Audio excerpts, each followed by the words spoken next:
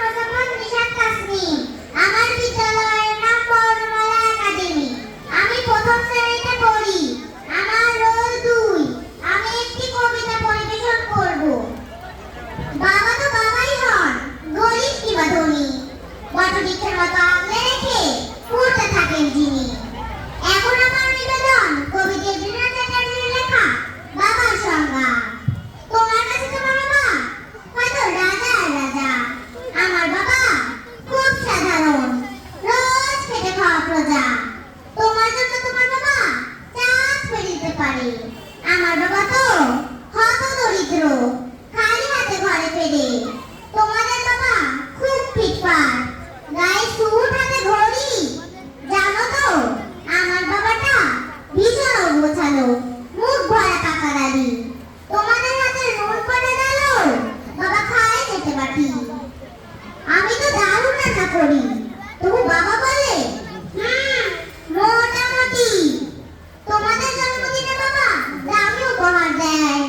আমার বাবাটা এত আনমনা, দিনটাই ভুলে যায়। তোমাদের বাবা হাত ধরিয়ে রাস্তা করায় পার।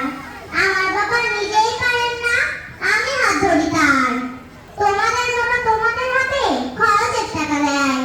এদিকে আমি টিউশন করে 5-6 হাজার পেলে বাবার ঔষধ কিনতে হয়। তোমার বাবা ডাকতেই পারে, তোমার ভীষণ সুখে। আমার বাবা যেটা করে আগলে রাখতে বুকে। হতে পারে তুমি রাজকন্যা, আমি হয়তো বা দাসী, তবু দিন শেষে আমি আমার বাবাকে ঠিক ততটাই ভালোবাসি। তোমরা বাবার সাথে যে সঙ্গটা দাও সারা ফেসবুক জুড়ে, ওই চেনাচুরি তো বাবার উপমা আমার বড় বিরক্ত করে।